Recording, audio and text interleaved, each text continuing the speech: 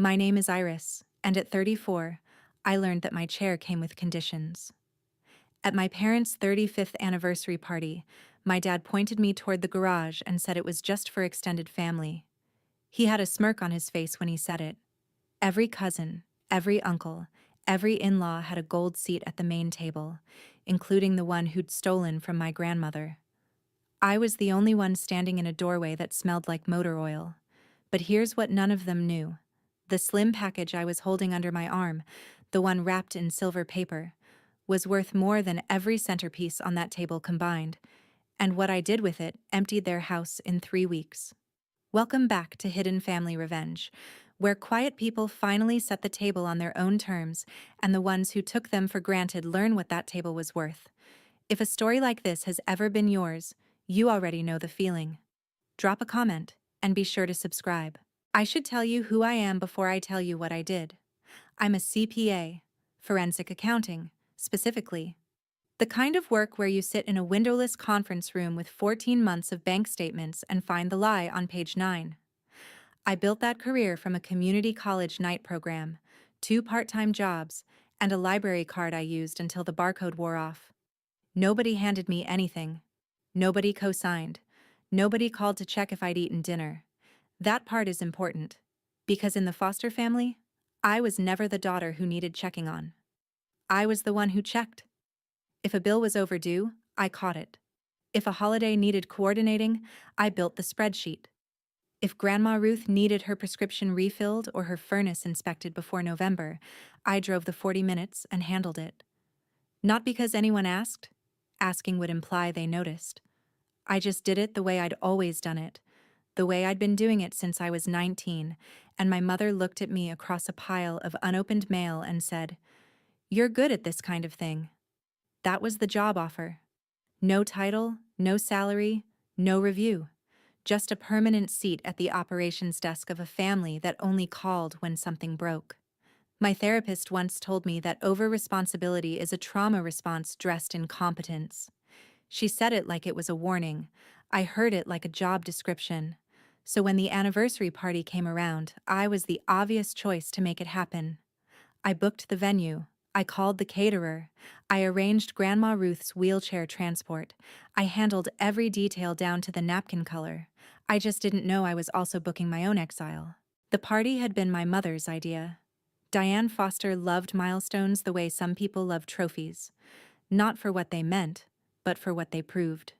35 years of marriage, 2 kids, a 3-bedroom colonial with a wraparound porch, and a family photo wall that could make a Hallmark producer weep. She wanted the whole neighborhood to see it. Something elegant, she told me over the phone in March, 5 months before the August date. Gold chairs, not white, real linens, and make sure the photographer gets the porch. She never said please, she never said thank you. She said, make sure, which in our house meant, Iris will handle it. I started a binder. Venue quotes, caterer menus, a seating chart I built in Excel with color-coded dietary notes. I spent 11 evenings on it. I also started working on the gift. It was something I'd been thinking about for 2 years. A project that required 3 phone calls to a photo restoration studio in Richmond and a 4th to a framing shop that specialized in archival quality work. My parents had exactly 1 photograph from their wedding day. It was a Polaroid, sun-bleached and cracked down the middle, taped to the inside of a kitchen cabinet for as long as I could remember. I had it scanned, restored pixel by pixel, and printed on cotton rag paper in a handmade walnut frame. Beside it, in the slim, silver-wrapped folder, I placed something else, a set of documents I'll tell you about later.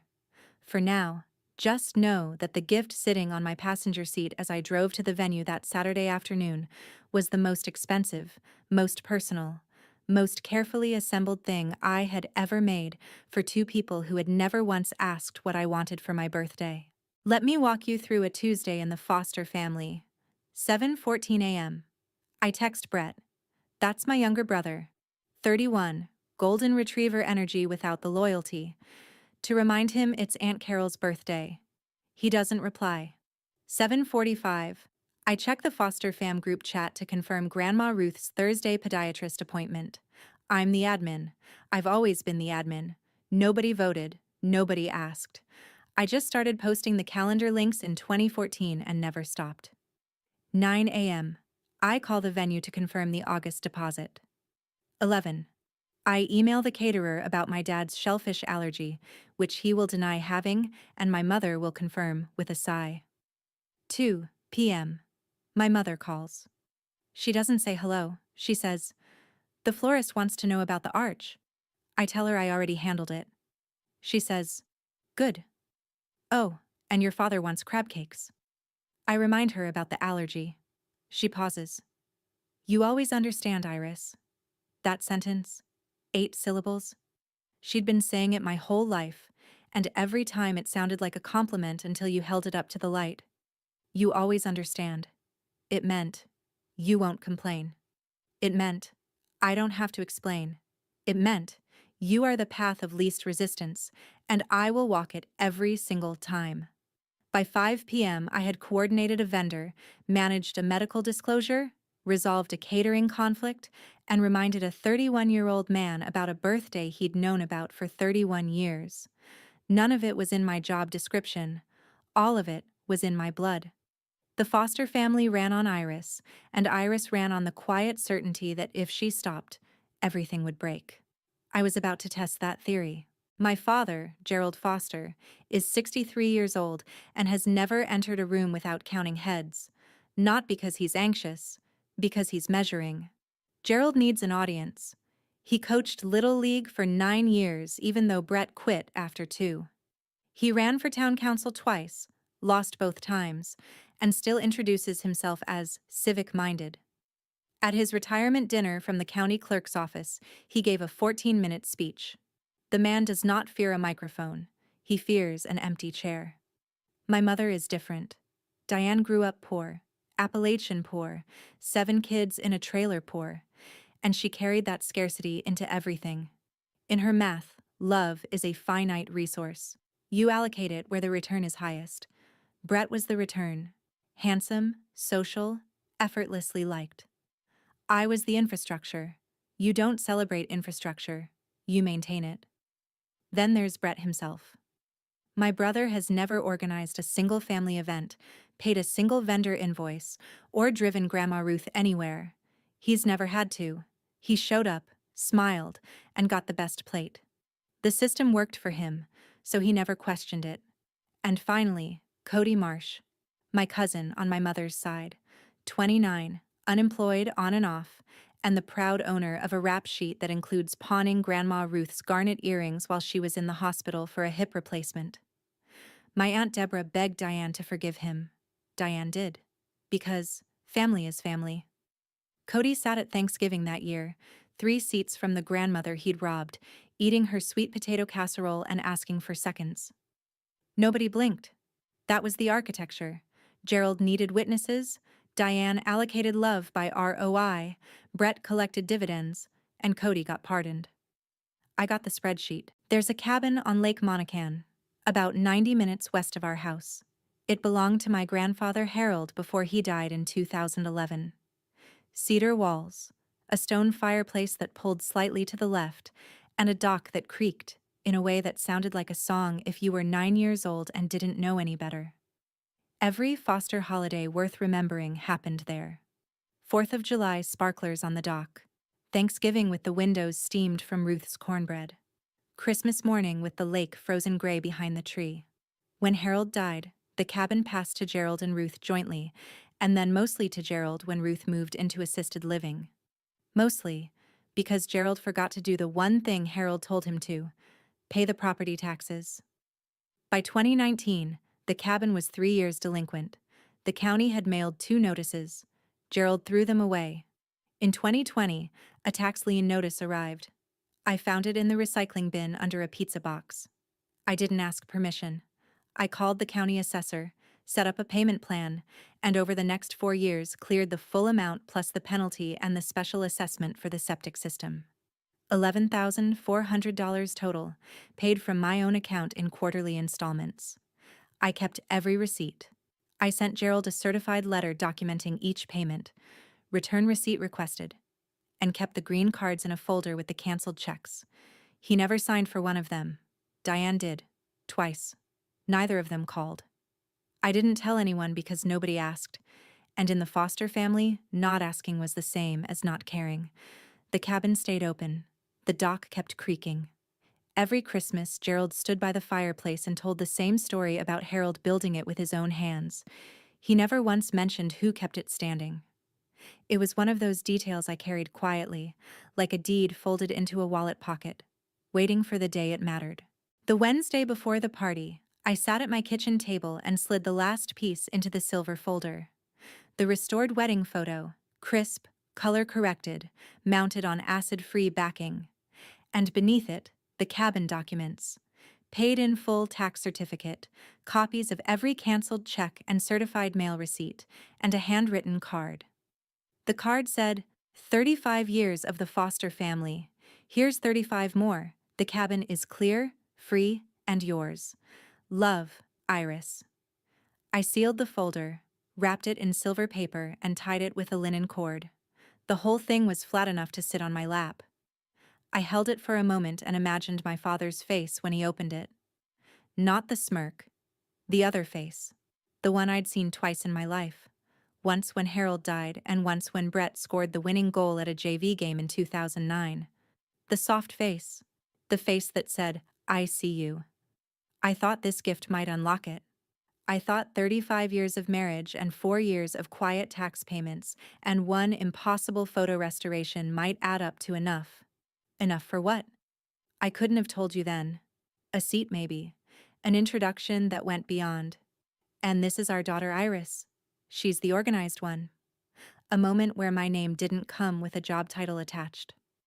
I put the gift on the passenger seat of my car and drove to the venue the next morning with the windows down and a feeling in my chest that I hadn't earned yet. Hope. The kind that sits on top of 15 years of evidence and still manages to float. If you've ever walked into a family event carrying something you made with your whole heart, you know exactly how fragile that walk is. The venue was the back garden of the Elks Lodge on Sycamore, the one with the white pergola and the parking lot that smells like honeysuckle in August. I'd chosen it because my mother wanted elegant but not pretentious, which in practice meant expensive but with a parking lot.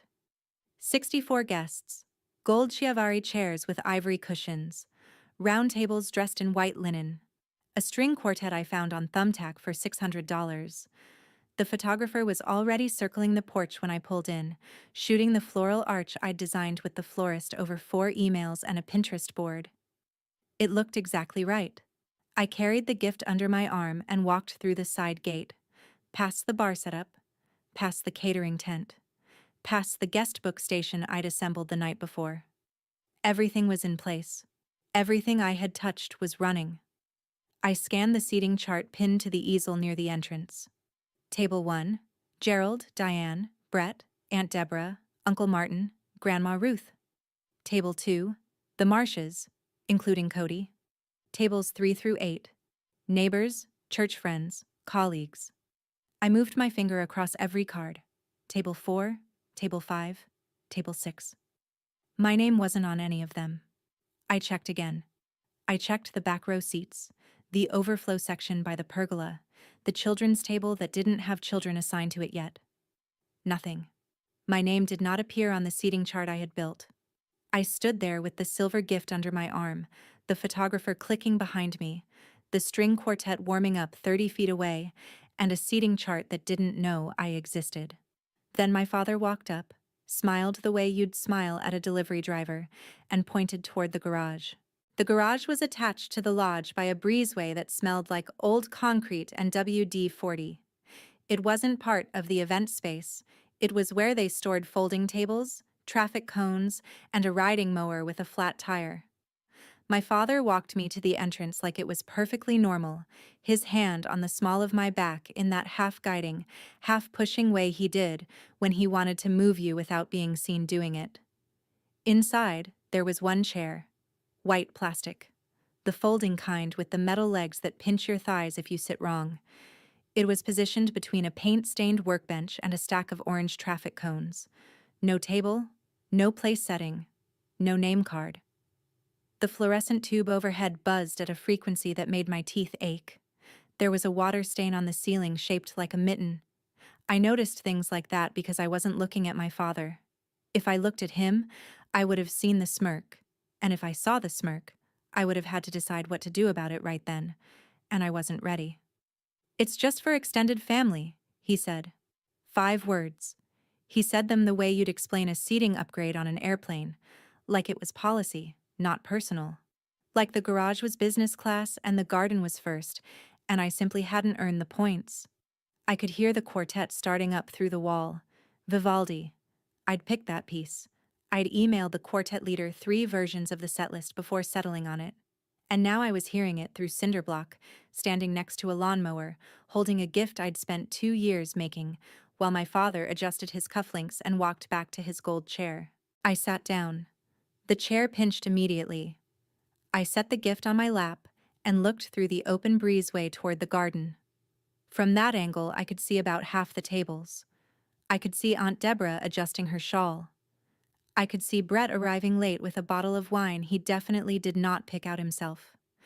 I could see Grandma Ruth in her wheelchair at table 1, her hands folded in her lap, her eyes scanning the garden the way she always did, looking for me. And I could see Cody Marsh at table 2, leaning back in a gold Chiavari chair with his legs spread wide, laughing at something Uncle Martin said. Cody, who had taken Grandma Ruth's garnet earrings, the ones Harold gave her in 1974, and pawned them at a shop on Route 9 for $215. Cody, who had never apologized because Diane told everyone to let it go, he's been through a lot. Cody had a gold chair. Cody had a place card. Cody had a champagne flute and a cloth napkin and a view of the floral arch I'd designed. I had a folding chair next to a can of Rust-Oleum. The quartet played through the wall. Guests clinked glasses. Someone made a toast I couldn't hear. The party I had built from a binder and 11 late nights and $600 worth of string quartet was happening 30 feet away from me, and I was watching it through a breezeway like a stagehand behind a curtain. I sat there for 11 minutes. I counted. And in those 11 minutes, exactly 0 people came to check on me. Not one. That was the answer to a question I'd been afraid to ask for 15 years. I want to be clear about what happened next, because people always expect the explosion. They expect the throne plate, the shouted speech, the dramatic exit with mascara running. That's not what happened. What happened was arithmetic. I sat on that plastic chair and did the math. 15 years of vendor calls, prescription refills, holiday coordination, and crisis management. 4 years of quarterly tax payments on a cabin my father claimed as his legacy. $11,400, 2 years of photo restoration, 5 months of party planning, and 1 garage. The numbers didn't add up to anger. They added up to clarity. I wasn't uninvited. I was just never a guest.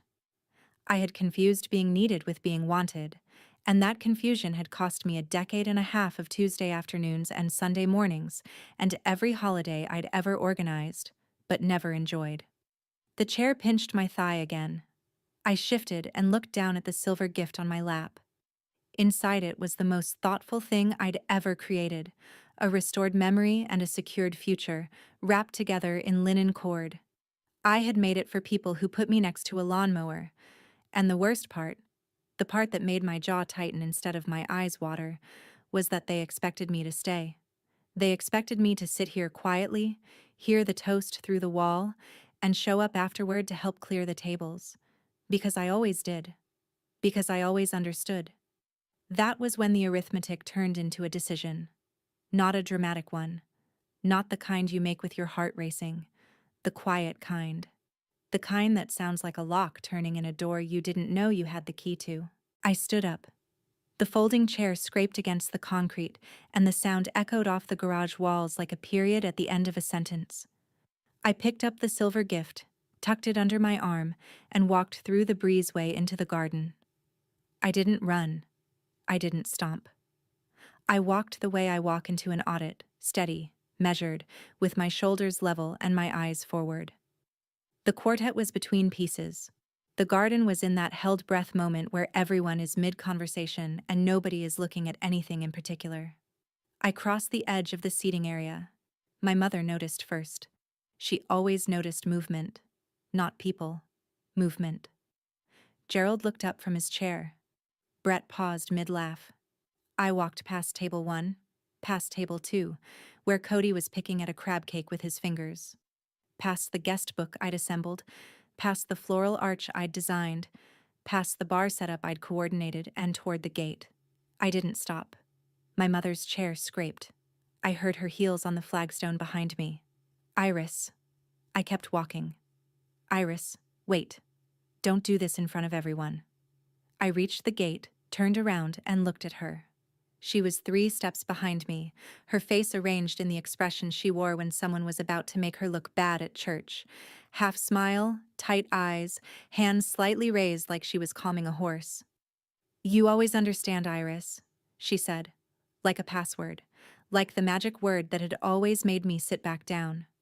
I held up the silver gift so she could see it clearly. Then I said 2 words. "Extend this." I turned around and walked to my car. She did not follow. That night, I sat on my couch with a glass of water and my phone face down on the cushion beside me. I didn't want to look at it. I looked at it anyway. The Foster Fam group chat had 47 new messages. I scrolled past the surface noise, "Great party," and "Love you guys," and a blurry photo of the cake, and found the thread underneath. It was a sub-conversation from 6 days earlier, buried below the main chat. I'd missed it because my phone filters admin messages to a separate tab and I hadn't checked. The thread started with my mother. "Seating update. Iris can sit in the side area, she won't mind. She'll probably be running around helping anyway." My father replied, "Put her in the garage, more room for the Hendersons." Brett's response was a laughing emoji and 3 words. "She'll understand, LOL." Cody hadn't said anything. He didn't need to. The thread continued for 9 more messages. Logistics about folding chairs. Whether to tell me in advance. No. She'll make it weird. And a note from Diane that said, "She's already handling the caterer so she'll be too busy to notice." 9 messages. 6 days. A coordinated plan to seat me in a garage, discussed openly in a chat I administered, and nobody thought to delete the thread because nobody thought I mattered enough to check. I read it twice. I didn't screenshot it. I didn't save it. I didn't need evidence. This wasn't a case I was building. It was a fact I was finally reading. The family I'd been running for 15 years had never considered me a member. They'd put it in writing, and the writing was sloppy, because it was never for my eyes. Because my eyes were never on their minds. I put the phone down. I finished my water. I went to bed. In the morning, I made coffee, sat at my desk, and opened a new spreadsheet. Old habits. The column headers were simple. Task, frequency, last completed, replacement status. I listed everything I did for the Foster family, Grandma Ruth's medical coordination, appointments, pharmacy, insurance calls, the family calendar, birthdays, holidays, RSVPs, travel logistics, the lake cabin, tax payments, maintenance contacts, winterization schedule, my parents' household overflow, the bills Diane forgot, the prescriptions Gerald ignored, the warranty claims nobody filed. Brett's life administration, the dentist appointments I booked because he kept forgetting, the car registration I renewed because he didn't know how. Event planning, every holiday, every birthday dinner, every graduation party for the last 15 years. The list ran to 41 items, 41 recurring tasks, none of which had ever been assigned, acknowledged, or compensated. I looked at that list the way I look at a balance sheet when the client insists everything adds up, but the numbers say otherwise. The numbers always say otherwise. I wasn't going to slam doors. I wasn't going to send a manifesto. I wasn't going to post anything, announce anything, or explain anything. I was going to do something much simpler and much more devastating. I was going to stop. Not dramatically, not all at once. Just stop. Remove myself as admin. Cancel the recurring reminders. Let the voicemails go to the family members whose names were actually on the accounts. If the Foster family ran on Iris, Then the Fosters were about to find out what happens when the engine walks away and the car keeps rolling toward the intersection.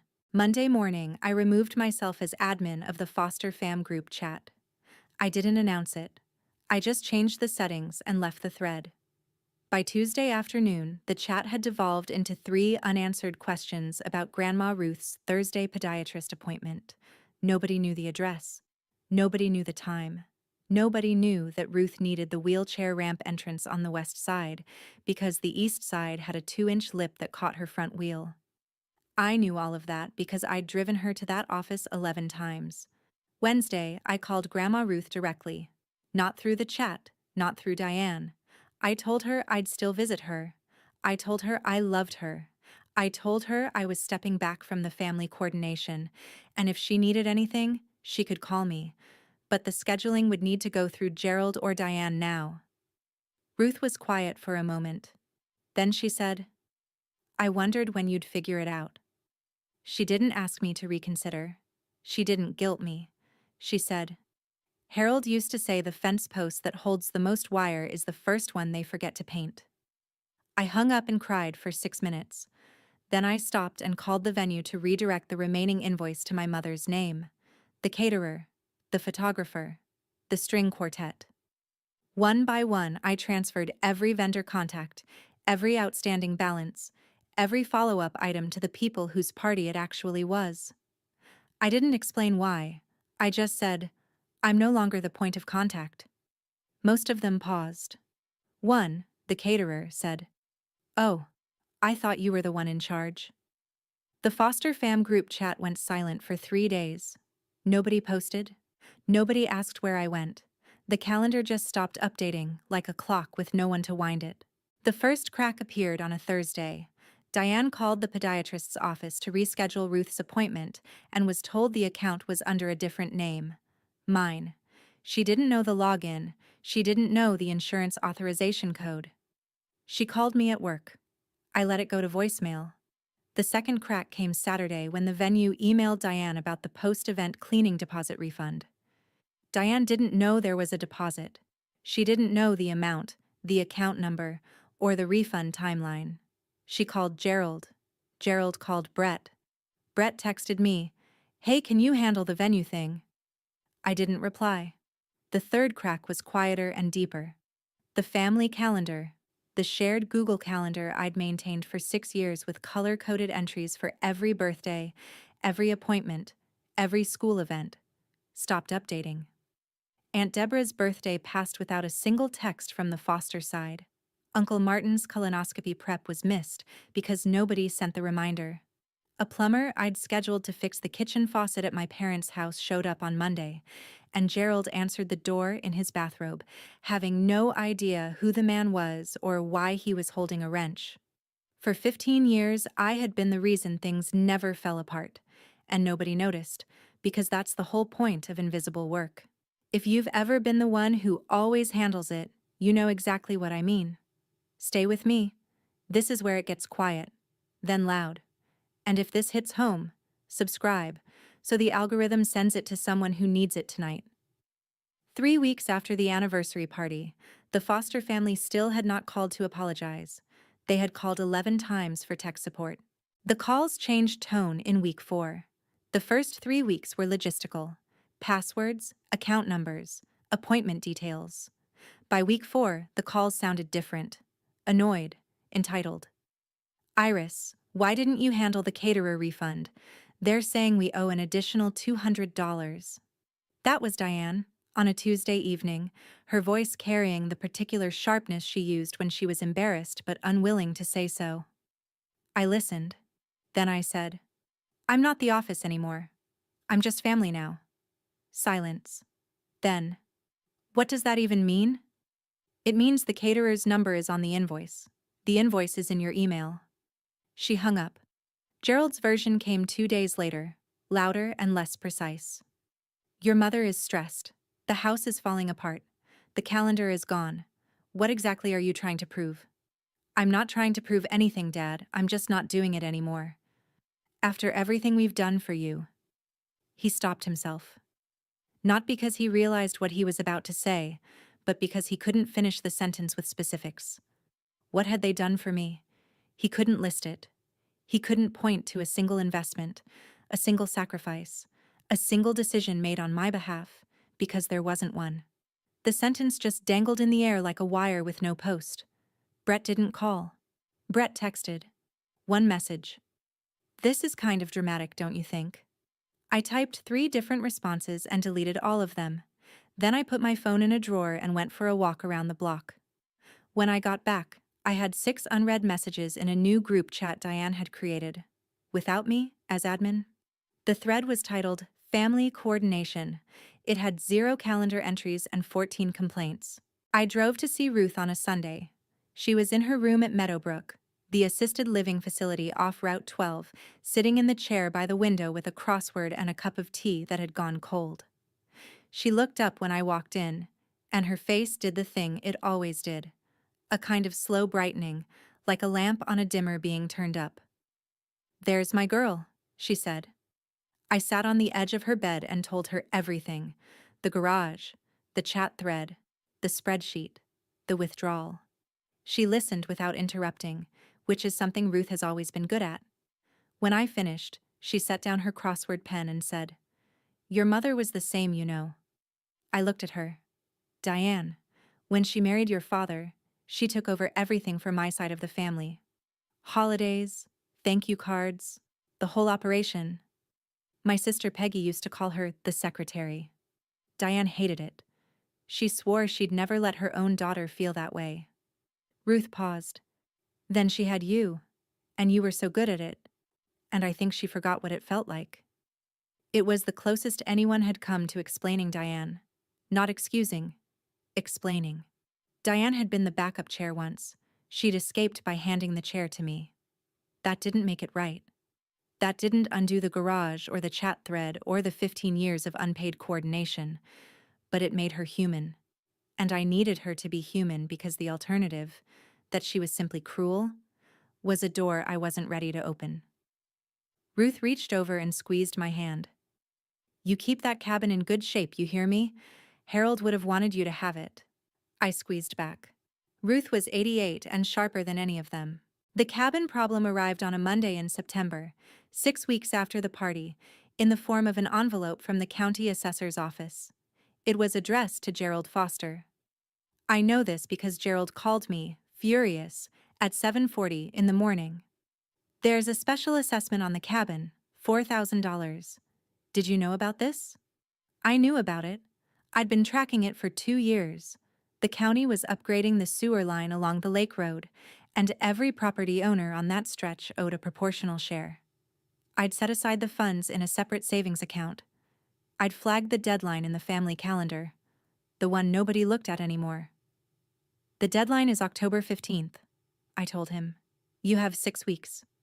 6 weeks? Iris, you can't just... Why didn't you tell us? It was on the calendar. What calendar? The one you deleted? The one nobody checked. He was quiet for a moment. Then, "You need to handle this." "No." The word sat there. I'd said it before, to clients, to colleagues, to strangers, but I'd never said it to my father about a family task. It felt like setting down a box I'd been carrying so long my arms didn't know what to do without it. "No, I'm not going to handle it. The cabin is in your name. The assessment is in your name. The county office is on Miller Street, and they're open 9 to 4, Monday through Friday." He hung up. I sat at my kitchen table and stared at my hands.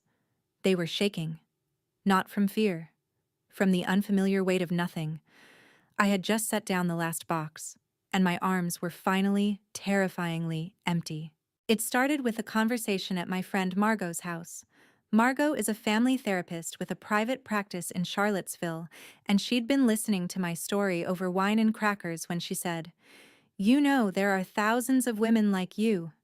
She meant it clinically, but I heard it personally.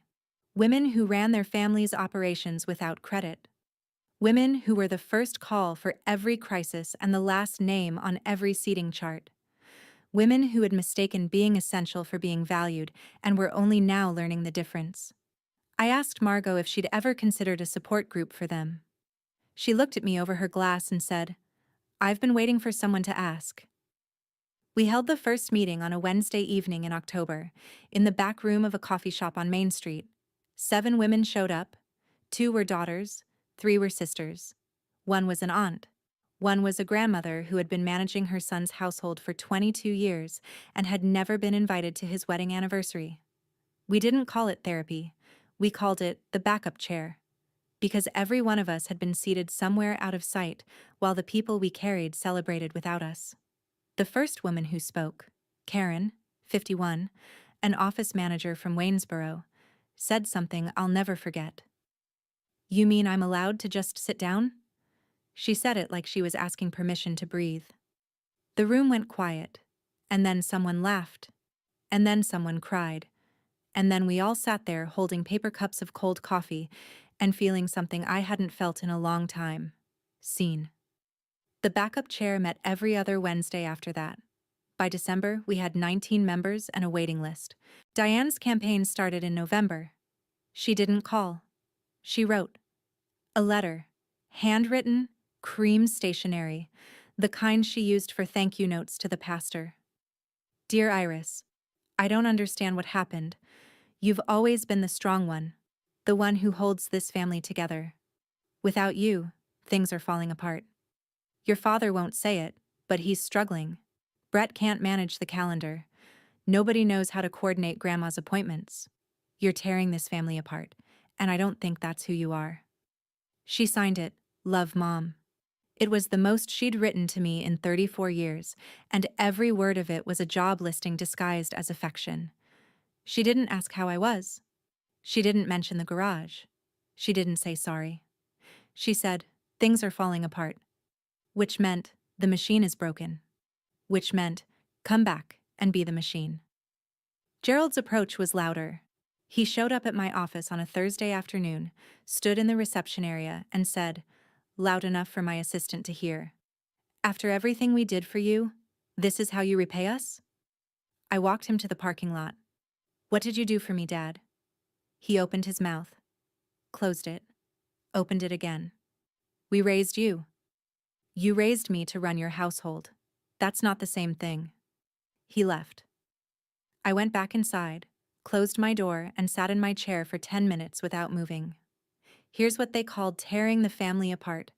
I stopped doing the work for free. That's it. If a boundary feels like an attack to someone, it's usually because your service felt like love to them, and only to them. Tell me in the comments if you've heard, "After everything we did for you." I read everyone. By late November, the scope of my absence was becoming visible to the extended family. Aunt Deborah mentioned to my mother that nobody had sent the Thanksgiving coordination email. Uncle Martin's wife, Linda, called Diane to ask why Ruth's November appointments hadn't been updated in the shared system. The shared system was gone. Linda didn't know that. Nobody had told her, because nobody had figured out how to tell her without admitting that one person had been running it all. Brett tried. I'll give him that. He actually tried to take over the family calendar. He created a Google Calendar, invited everyone, and populated it with 6 entries: Thanksgiving, Christmas, his own birthday, 2 entries labeled TBD, and a recurring weekly reminder that said, "Check in with Grandma," with no time, no location, and no phone number. It lasted 9 days. On day 10, he double-booked Thanksgiving dinner with a gym session and sent a group text that said, "Can someone else do this? I'm drowning." He'd been doing it for 9 days. I'd been doing it for 15 years. Cody, meanwhile, had resurfaced. Aunt Deborah had given him access to the family's new group chat, and he'd immediately posted a link to a GoFundMe for his car repair, the car he'd bought with money nobody could account for. 2 people donated. Brett was one of them. The Foster family was now a machine running without its engineer. Appointments were missed. Bills went to the wrong address. The Thanksgiving turkey was picked up on the wrong day because nobody confirmed the order. Gerald carved it in silence. Diane smiled through the meal the way she smiled through everything, like the house was on fire but the curtains were still hanging straight, and that was the part that mattered. Ruth's 89th birthday was December 14th. Diane planned it. which meant Diane called the same restaurant Ruth had been going to for 30 years and booked a table for 12. She didn't check Ruth's dietary restrictions. She didn't coordinate transportation. She didn't call the grandchildren. She just made a reservation and posted the date in the new group chat. I found out because Ruth told me. Your mother says there's a dinner. She didn't ask what I wanted. Ruth wanted the lake cabin. She wanted cornbread and the stone fireplace and the sound of the dock. She didn't want a restaurant, but the cabin was locked in a different kind of limbo now. Gerald hadn't paid the special assessment. The October 15th deadline had passed. A second notice had arrived. The county had applied a 12% penalty. Gerald had ignored it the way he ignored everything that required effort without an audience. Diane called me 3 days before the birthday dinner. Your grandmother wants you there. Will you come? I said yes. Not for Diane. Not for Gerald. For Ruth, who had never put me in a garage, who had never called me the organized one, who had never expected me to understand without being understood first. I agreed to sit at that table one more time, but I wasn't walking in empty-handed, and I wasn't walking in unaware.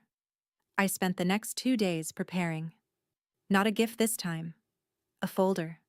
A plain manila folder with tax records, vendor invoices, and a printed timeline of every coordinated task I'd completed for the foster family from January 2009 to August of this year. 41 items, 15 years, 0 acknowledgments. If they wanted a family meeting, they were going to get one. The restaurant was called Birch and Barrel, a farm-to-table place on the old highway with exposed brick and Edison bulbs, and the kind of menu that uses the word foraged without irony. 12 Fosters and Marshes around a long oak table. Gerald at the head, Diane beside him. Brett next to Diane. Aunt Deborah and Uncle Martin. Cody somehow. Linda, 2 of Ruth's friends from Meadowbrook. And me, at the far end, next to Ruth's wheelchair. I'd brought something with me. Not the manila folder. That was in my bag. I'd brought the white plastic folding chair from the garage. I'd gone back to the Elks Lodge the week before and asked the manager if I could buy it. He said I could have it for free. They were throwing them out. I carried it into Birch and Barrel and set it next to my assigned seat, which was, predictably, the chair closest to the kitchen door. I didn't unfold it. I just leaned it against the wall behind me, white and scuffed and impossible to miss. Diane saw it first. Her eyes went to the chair, then to me, then back to the chair. She didn't say anything. Gerald didn't notice because Gerald only noticed things that reflected well on him. Brett glanced at it and looked away. Ruth reached over and touched my arm. Good, she whispered. The table filled. The waiter took drink orders. The Edison bulbs threw soft amber shadows across the oak. And I sat at the end of that table with a folding chair behind me and a folder in my bag, waiting for the moment I knew was coming. Because in the foster family, it was never a question of whether someone would ask me to fix something. It was only a question of when. It took 23 minutes. Gerald waited until the appetizers were cleared and the table was in that warm, mid-dinner lull where everyone is full enough to be comfortable and loose enough to say things they shouldn't. He leaned forward, looked down the table at me and said, Iris, we need to talk about the cabin. The table went quiet. Not because the topic was sensitive, because Gerald used the voice, the patriarch voice, the one that sounds like a request but lands like an order. The assessment is past due. There's a penalty now, and nobody can get into the tax account because apparently it's all in your name. It is in my name, I said, because I set it up, because I've been paying it. Well, we need you to transfer it back. Transfer what back? The account, the login. Whatever you did with the taxes. The cabin is a family property, Iris. It belongs to all of us. I looked at him. He was doing the thing he always did, rewriting history in real time, turning my labor into his inheritance. The cabin belonged to all of us, but the taxes had belonged only to me. You'll always be family, Gerald said. And here it came, the sentence that revealed the architecture. When we need you. He said it like a compliment. He said it the way you'd thank a handyman for showing up on short notice. Around the table, faces shifted. Aunt Deborah looked at her plate. Linda looked at Uncle Martin. Brett looked at his phone. Cody looked at the bread basket. And Diane? Diane looked at me, with the expression she always wore when she knew something was about to go wrong, but hoped that if she smiled hard enough, it wouldn't. I reached into my bag and set the manila folder on the table. I didn't stand up. I didn't raise my voice. I opened the folder and turned it so the table could see. This is a list of every task I've done for this family since 2009, I said. 41 recurring items. Medical coordination for Grandma Ruth. Appointments, insurance, prescriptions, the family calendar. Every birthday, every holiday, every RSVP. Event planning for every party, every dinner, every graduation. Vendor management, household overflow, Brett's car registration, Dad's prescriptions, Mom's warranty claims. I turned the page. This is the cabin. In 2020, I found a tax lien notice in the recycling bin. You owed 3 years of back taxes plus penalties. I paid it. $11,400 over 4 years. I sent certified letters documenting every payment. Return receipt requested. Your mother signed for 2 of them. The receipts are here. I turned the page again. And this was your anniversary gift. I pulled the silver folder from the bottom of the bag. It was still wrapped, the linen cord slightly wrinkled from 4 months in my closet. I untied it and opened it on the table. The restored wedding photograph, Gerald and Diane, 1989, standing on the courthouse steps in clothes they'd clearly borrowed, young and terrified and holding hands. Beneath it, the paid-in-full tax certificate, the canceled checks and the certified mail receipts with Diane's signature on the green cards. The card that said, 35 years of the Foster family. Here's 35 more. The cabin is clear, free, and yours. Love, Iris. The table was silent. Ruth's hand was on my arm. Deborah's hand was on her mouth. I looked at my father. You put me in a garage. On the night I was going to give you this, you sat me on a folding chair between a lawnmower and a can of spray paint. You planned it in a group chat. You laughed about it. And you did it because you thought I'd understand. I let the silence hold. I do now. Gerald's face went through 3 phases. Surprise, then calculation, then fury. The calculation was the part that mattered. That half second where he was deciding whether to apologize or attack. And the needle swung to attack because apologizing would mean admitting the garage was wrong. And admitting the garage was wrong would mean admitting the system was wrong. And the system was Gerald. You're twisting this, he said, his voice rising. You were supposed to be part of the setup, Iris. You were helping. Nobody put you in the garage as punishment. You were in the garage because that's where the extra chairs were, and you always pitch in. There was 1 chair, Dad, and you smirked. His neck went red. This is exactly why. You take everything personally. Everything has to be about you. I've spent 35 years building this family and you're going to blow it up over a chair? I didn't raise my voice. I didn't have to. You didn't build anything. I built it. You showed up? The table flinched. Gerald stood. His chair scraped against the hardwood. Diane started to cry. The kind of tears that arrive preloaded, already composed, designed to pull focus. Iris, please. You always understand. We never meant to.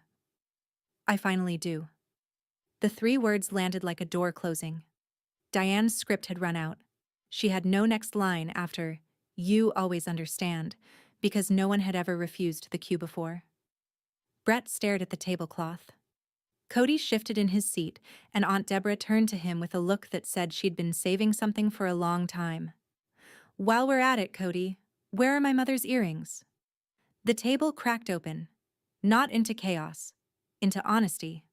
And I sat there, at the end of the oak table, next to the woman who had always seen me, with a folding chair leaning against the wall behind me. It's just for extended family, I said to Gerald. So, extend this. He didn't smile. For the first time in 63 years, the patriarch had no audience. I closed the folder. I placed the silver-wrapped gift, the photo and the documents, in front of Ruth. "This was always for you," I said. Ruth looked at the restored photograph of Gerald and Diane on the courthouse steps. She touched the edge of the frame with one finger, the way you touch something that belongs to a time you can still feel. Then she looked up at me and said, "Harold would have put you at the head of the table." I stood up, not in anger, not in triumph. In the same steady, measured way I'd walked out of the garage 4 months ago, except this time I wasn't carrying a secret. I was setting it down. "I'm not going no contact," I said to the table. "I'm not disappearing. I'm just going home, to my own table." I looked at my mother. "If you want a relationship with me, it starts with my name on a real chair. Not a job title. Not a to-do list. My name." Diane didn't answer. Gerald didn't answer. Brett looked like he wanted to say something but couldn't find the language. Ruth wheeled her chair back from the table and I pushed her toward the door. Nobody stopped us. The night air was cold and sharp. The parking lot smelled like pine mulch and exhaust. I loaded Ruth's wheelchair into the back of my SUV and helped her into the passenger seat. She buckled herself in and said, "I'd like cornbread tomorrow." "I'll make cornbread tomorrow." We drove home through the dark with the heater on and the radio off. Ruth hummed something I didn't recognize. An old song. Maybe Harold's. The folding chair was still leaning against the wall inside Birch and Barrel. I didn't need it anymore. I had my own chair now. The fallout was measurable. Within 2 weeks, Diane hired a part-time home care coordinator for Ruth, a service that cost $1,400 a month. The caterer from the anniversary party sent a collections notice for the cleaning deposit that nobody had processed. Brett's car registration lapsed, and he got pulled over on Route 7 with an expired tag. The cabin's special assessment, now at $4,480 with the penalty, sat unpaid on Gerald's kitchen counter next to a stack of unopened mail. He paid it in January, after a second threatening letter from the county. Cody's GoFundMe raised $300. Aunt Deborah blocked him on the new group chat after the earring question led to a text exchange that included the phrase, "They were just sitting in a drawer." The foster family was learning, for the first time, what it costs to run a household when the person who ran it stops volunteering. It cost money. It cost time. It cost the easy, unexamined comfort of never having to think about who filled the gaps. Most of all, it cost them the story they'd been telling themselves, that things just worked, that the machine was self-sustaining. The machine had a name. The name was Iris. By February, the backup chair had 26 members. We'd outgrown the coffee shop and moved to the community room at the Unitarian Church on Cedar Avenue. Karen, the office manager from Waynesboro, brought homemade banana bread to every meeting and called it the only bread I bake for people who actually notice. Margot facilitated. I listened mostly. I was learning how to sit in a room without running it. My practice grew. I took on 3 new forensic accounting clients. I repainted my kitchen. I went on a date with a man named Owen who did not ask me to organize anything, not even dinner. He picked the restaurant, made the reservation, and pulled out my chair. I almost cried. Ruth came to my apartment for Sunday dinners. I made cornbread every time. She sat at my table, the real one, the oak one I bought at an estate sale in Staunton, and told me stories about Harold and the lake and the sound the dock made in June. I sat at the head of that table. Nobody assigned me there. I just pulled up a chair. On a Sunday in March, Ruth and I sat at my kitchen table after dinner. The restored wedding photo, the one from the silver gift, was hanging on my hallway wall. Ruth had insisted. "Your parents can have it when they earn it," she'd said, with the quiet authority of a woman who had outlived almost everyone who had ever underestimated her. The frame caught the afternoon light. Gerald and Diane, 1989, courthouse steps, borrowed clothes, holding hands. 2 people who had once been young enough to be terrified and brave at the same time. I looked at it every morning on my way to the door. Not with anger, not with longing, with the steady recognition that love without respect is just labor, and I was done working for free. A chair you have to earn every single day was never really yours. The people who love you don't put conditions on your seat. They pull it out before you arrive. And the day you stop paying rent on a place at someone else's table is the day you find out where you actually belong. I found my place. It wasn't in a garage. It was at a table I built myself, surrounded by people who never once asked me to understand. That's my story. 15 years of invisible work, one folding chair, and a gift they never got to open. If you've ever been the family's backup chair, the one who holds everything together and gets seated last, take this as your sign. You're allowed to sit down. Share this with someone who needs to hear it today. Drop a comment, hit subscribe, and I'll see you in the next one.